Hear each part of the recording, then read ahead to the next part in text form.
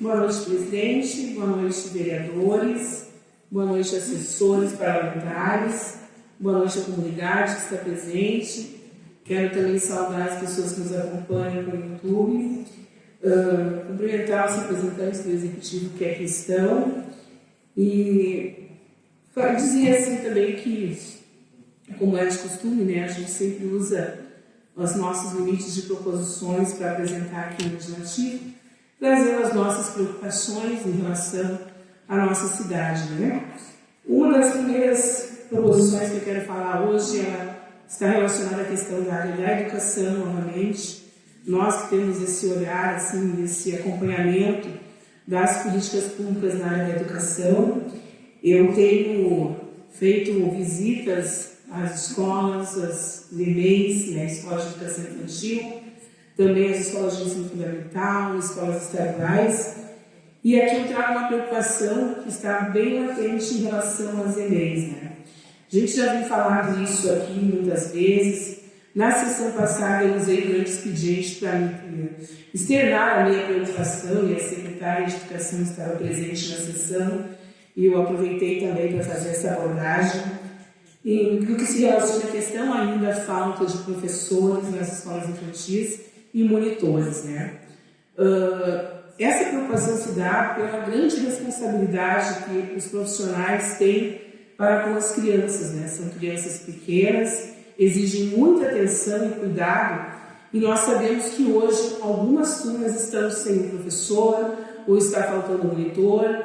Nós sabemos, sim, é verdade, que muitos foram nomeados em outros municípios, mas essa reposição de profissionais ela não pode ser demorada. A nomeação de monitores elas tem que ser rápida, dentro do prazo legal, obviamente, mas é preciso dar conta disso, né? É preciso que a gente tenha um bom atendimento aos alunos, né? E a gente sabe que as famílias precisam do atendimento aos alunos na escola em tempo integral, algumas, né? Outras apenas um turno. E nós temos visto assim a manifestação desses profissionais preocupados também com a sua saúde mental, com a sua responsabilidade. Nós temos algumas turmas que têm um monitor e um estagiário apenas, não tem um professor, e nós sabemos que o trabalho do professor é um trabalho pedagógico. Então aqui, presidente, eu trago, externo, mais uma vez, essa preocupação, e eu peço urgência nessas providências. Já me ofereci, inclusive, para ir no jurídico da prefeitura, dialogar, conversar, tentar agilizar de uma forma legal, mas nós não podemos esperar mais, né? Eu recebi até um depoimento de uma das funcionárias monitoras dizendo que se sentem sobrecarregadas, e de fato estão, trabalhando com defasagem de pessoal, um horário superior ao que deveriam estar, e muitas vezes ficando sozinhas, assumindo as funções que também não seriam só dos monitores estagiários, né? Então, para garantir a integridade dos alunos e evitar alguns problemas, nós precisamos agilizar esse processo, né? E ela, inclusive, finaliza dizendo que elas buscam melhores condições para desempenhar um trabalho de excelência para os seus alunos, né? Então, precisamos urgentemente ter esse olhar e resolver essa demanda. A outra situação é em relação à questão também de uma solicitação de informação, onde eu apresentei durante o ano passado, este ano, algumas propostas para o Executivo, como sugestões de ações que eu entendo seriam importantes no combate à fome, né? Uma vez que nós estamos num momento bastante difícil, onde estamos no mapa da fome novamente no Brasil. A nossa cidade tem sim essa situação de pessoas passando necessidade, passando fome, né? E sempre buscando o seu alimento. Então, como é que estão esses projetos da horta comunitária, a cozinha comunitária, o banco de alimentos, o restaurante popular, né? E o banco de materiais de construção, que também foi uma proposta que eu apresentei, me lembrei muito dela nesse último episódio, e quero aqui também saudar o representante da Defesa Civil, Eliseu, que se empenhou muito na questão das tratativas desse último fato que ocorreu na nossa cidade, fazendo com que o Executivo emitisse, inclusive, um decreto de emergência, né? E se nós tivéssemos um banco de material de construções, talvez já ajudasse muito na reposição. Não iria resolver? Claro que não, de fato, não iria resolver todo o problema. mas seria uma forma de já ter um material já assim, subsidiado, né, para situações de emergência como aconteceu. Só para dar um exemplo, a própria proposta que nós fizemos do aluguel social, que hoje o município acatou a sugestão com algumas alterações da minha proposta original e fez com que ela se tornasse realidade, vai sem dúvida ajudar muitas pessoas na nossa cidade. Então, a exemplo do que foi feito pelo aluguel social, eu gostaria de ver esses outros projetos acontecerem também na nossa cidade. Por isso que, além da proposta que já fiz de indicação, peço hoje informação para saber como estão esses processos. Na moção de apoio que nós apresentamos pela Procuradoria da Mulher, na moção de apoio ao projeto 1906 de 2022, ele prevê justamente essa questão ainda, né, em que nós falamos sempre, sobre a questão da violência contra as mulheres. Nós estamos no mês do agosto do Lilás, no mês de conscientização pelo fim da violência. E essa lei que está tramitando, ela prevê medidas que de fato reforçam a prevenção e o combate à violência contra a mulher. Inclusive no seu ambiente de trabalho, que é uma situação que a gente percebe que é a realidade, infelizmente, e acontece no cotidiano das mulheres. Então, a proposição apresentada pela Procuradoria da Mulher. A moção de aplauso, junto com os colegas, é um reconhecimento aqui às escolas que estão de aniversário e por nós entendermos a importância desse estabelecimento de ensino, pelo trabalho que fazem, pela garantia das aprendizagens e conhecimento dos nossos alunos. Nós fizemos em parceria com os nossos colegas uma homenagem para a Escola Tieto Antônio Pires, para a Escola Mônica, que também está de aniversário este mês, e ao Conselho Municipal dos Clubes de Mães Chateadas. Isso porque nós entendemos a importância deste trabalho voluntário dessas mulheres, pela nossa cidade, pelas pessoas em situação de vulnerabilidade social, pelas mulheres, né, na qual elas trabalham, fazem cursos, oficinas, enfim, se reúnem para também estimular a sua questão da autoestima. Então fica a nossa moção de aplauso a essas entidades que precisam e merecem esse reconhecimento por parte do Legislativo Municipal. Quero também aqui fazer a defesa do projeto de indicação que nós fizemos, que é onde nós pensamos em criar um programa municipal de enfrentamento à violência, tanto familiar, sexual e de gênero, né, contra a mulher, nas escolas da rede de ensino de Chateadas. Nós temos tido uma experiência de ver que as escolas têm debatido esse assunto. A exemplo disso foi os vídeos do nosso concurso, né, da Procuradoria da Mulher, que provocou essa discussão no interior das escolas. E nós precisamos iniciar esse debate lá na escola, dentro da sala de aula, para que os alunos percebam que está em nós também esse compromisso pela cultura da paz e da não violência, né? Então, esse plano de educação procura envolver toda a rede neste projeto, neste plano de ação, neste programa de enfrentamento à violência. A proposição verbal que apresentei também, convidei todos os colegas que estamos assinando junto, em relação à moção de aplauso dos estudantes do IFSU Chateadas, né, da equipe de eficiência energética, pela participação da Shell no Rio de Janeiro. Eles já partiram, estão em viagem, representando o município de Chateadas, representando o IFSU, e sem dúvida para nós é uma referência no campo da pesquisa, do conhecimento, né, tanto para a cidade quanto para a região carbonífera. Então fica aqui a nossa moção de aplauso e reconhecimento a esse belo projeto, né, essa iniciativa do IFSU Campos Chateadas. Por fim, dizer que subscrevi também, estive no CTG Raízes no domingo, foi um espetáculo, foi maravilhoso presenciar essa tradição nossa ali, né, feita pelas pessoas da nossa cidade, por atores, por representantes, por militantes na questão do tradicionalismo. Então, paralisar o CTG Raízes pelo evento, dizer que abrilhantaram, sem dúvida, foi um momento cultural maravilhoso. Então, subscrevo com o maior prazer também essa proposta feita. E só pedir para subscrever a proposta do vereador Giovanni em relação à questão da escola do guarda efetivo para a Escola Cruz de Malta e dizer, vereador, que eu estive também conversando para contribuir com essa promoção e peço licença para subscrever, né, com a coordenadora da Coordenadoria Regional de Educação. E a mesma, quando eu tratei dessa questão da nossa preocupação, que é uma preocupação constante do Legislativo em relação à segurança das escolas, ela me disse que as escolas têm, inclusive, possibilidade de fazer projetos de recursos de vídeo monitoramento. Daí lembrei da nossa preocupação do vídeo monitoramento aqui, né, que nós temos boas notícias que estão readequando, isso é importante também, né? Então, eu gostaria de pedir para você escrever também, entendendo a importância de, obviamente, a segurança física, né, a integridade física de todos os nossos profissionais de educação, estudantes e comunidade escolar de todas as escolas estaduais. Era isso, presidente. Obrigada.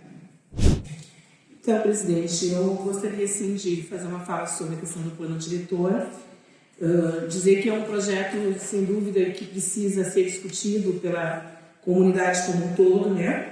Porque nós precisamos pensar que cidade nós queremos para o futuro, e isso passa, sem dúvida, pela questão do plano diretor. É preciso que a gente perceba que a nossa cidade está crescendo, se desenvolvendo, né?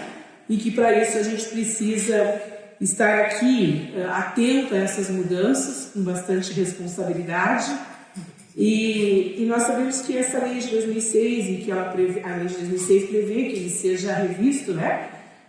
Quando tem mais de 20 mil habitantes, que seja de 10 em 10 anos, e nós já estamos mais do que na hora de pensar e discutir sobre essa questão, né? E, na verdade, quando a gente fala em plano diretor e se pensa, e nós que participamos da audiência pública feita pelo Executivo Municipal lá no dia 15 de abril, no CDL, né?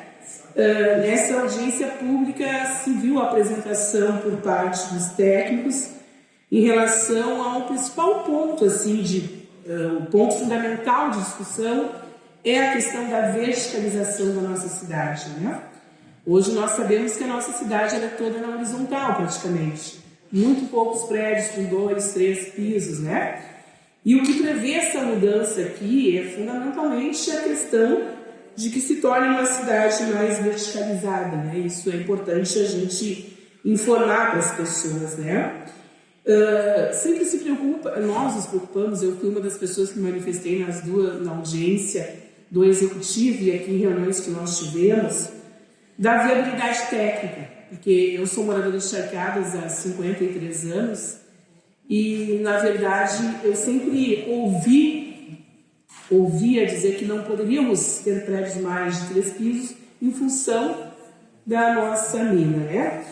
E a gente se preocupa com isso, porque, na verdade, nós sabemos que tem, e foi nos dito, estudos geológicos, né, estruturais e testes, que não há nenhum tipo de preocupação nesse sentido, e que nós precisamos sim nos preocupar com os impactos de vizinhança, isso sim, porque quando a gente percebe que tem um edifício com mais, né, enfim, um prédio maior, mais alto, isso causa alguns impactos na vizinhança, né? Eu quero também destacar aqui, e é importante que as pessoas que estão nos acompanhando percebam, né, que foi montada uma comissão especial nessa Casa Legislativa, na qual eu faço parte, o vereador João Carlos, Rafael, Wagner, Giovanni, presidida pelo vereador Sporinha, né?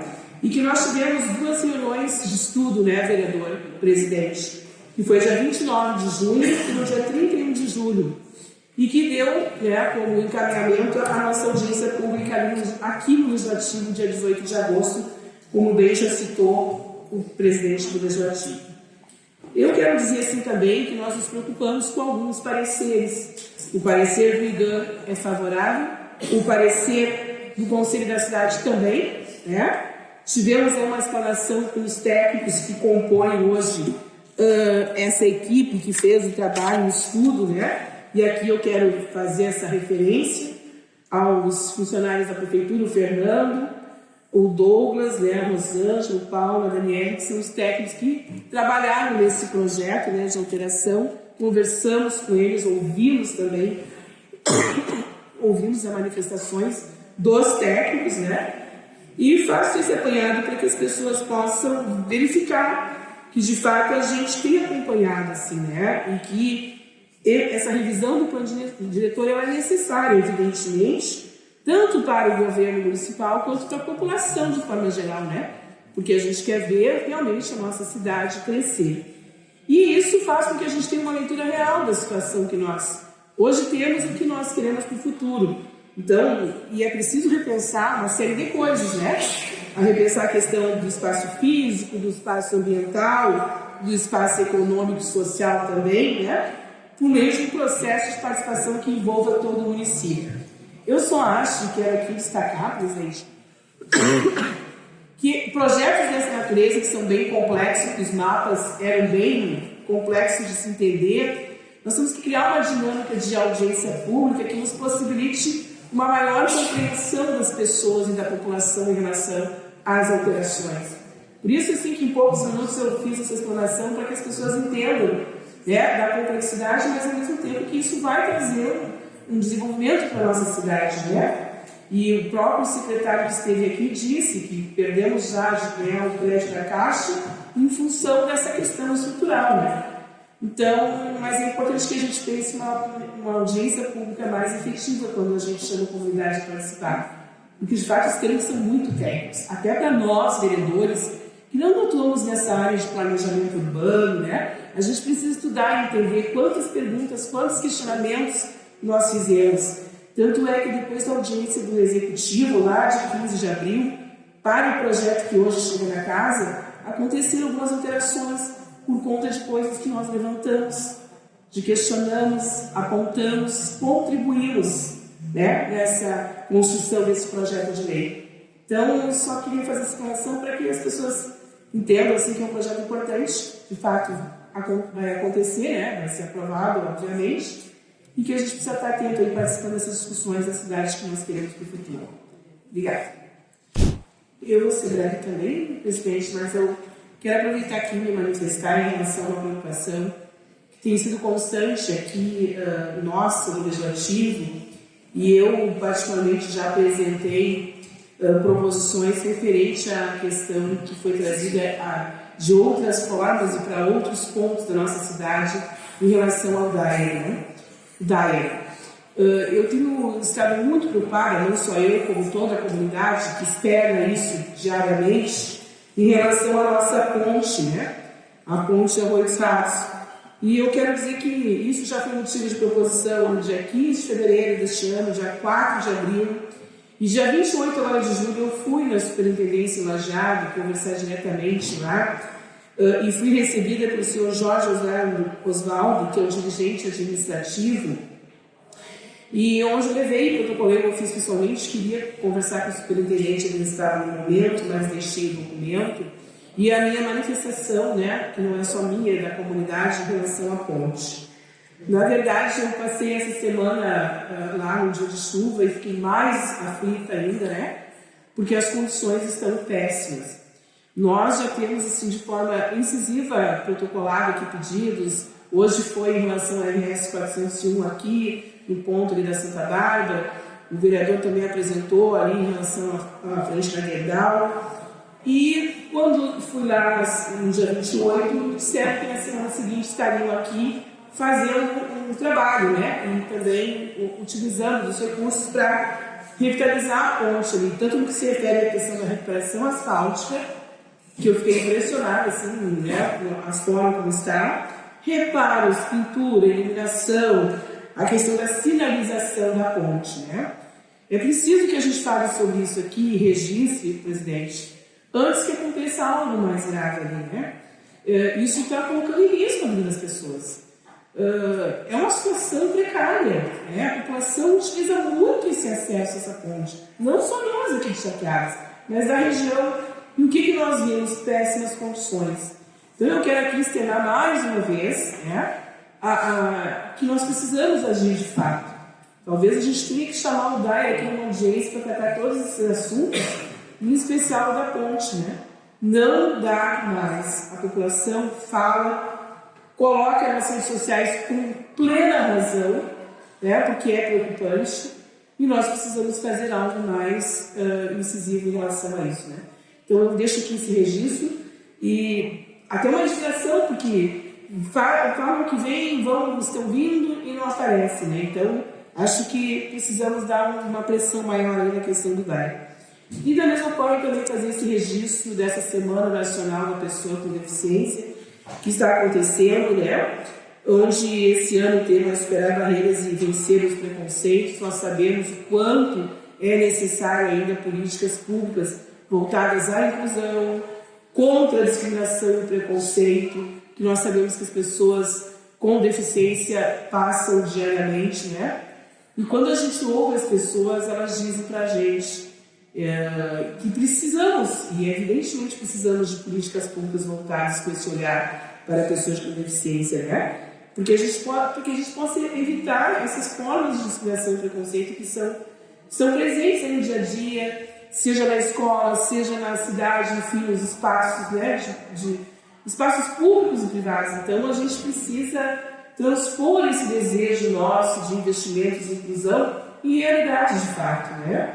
Então, essa semana é uma semana de ter um olhar sobre isso, uma preocupação maior, um debate, uma reflexão sobre essas pessoas com deficiência e, principalmente, oportunizar momentos como nós iremos oportunizar amanhã, aqui na Casa Legislativa, uma atividade da Procuradoria da Mulher que realmente busca, né, esse envolvimento da comunidade para esse olhar da cidade que nós queremos, que nós estávamos falando antes, que seja uma cidade acessível, que seja uma cidade onde as pessoas possam ter o ir e vir, né, de uma forma mais justa, né, mais digna, digamos assim, para todas as pessoas, inclusive para as pessoas com deficiência. Quero parabenizar e agradecer mais uma vez a PAI que esteve aqui hoje, que faz um trabalho belo, um trabalho importante, um trabalho para todos e todas, sem discriminação, né? E também as outras entidades da nossa cidade que trabalham com isso, que nós teremos a participação amanhã. O CONFED, a PAD, também a PAI, o Executivo que vai vir para falar sobre também como tem se dado o Centro Municipal de Inclusão, e eu esqueci uma entidade, que eu não me lembro agora qual é. Mas se corrigir, da Associação dos Deficientes Físicos. Em que a gente possa juntos pensar essa cidade que nós queremos. Nós não temos hoje enxergadas um número, que o IBGE vai nos ajudar, né, agora, de pessoas com deficiência. Nós não conseguimos mapear. Nós sabemos que tem mais de 200 crianças na rede, quase 300, eu acho, na rede municipal, que são de inclusão. Mas a cidade como um todo precisa fazer esse diagnóstico para implementar as políticas públicas necessárias para a pessoa com deficiência. Então, nós estamos aqui oportunizando amanhã, convido a todos que estão nos assistindo para estar junto aí, acompanhando e pensando essa cidade que nós queremos. Era isso, então eu agradeço, muito obrigada, boa noite.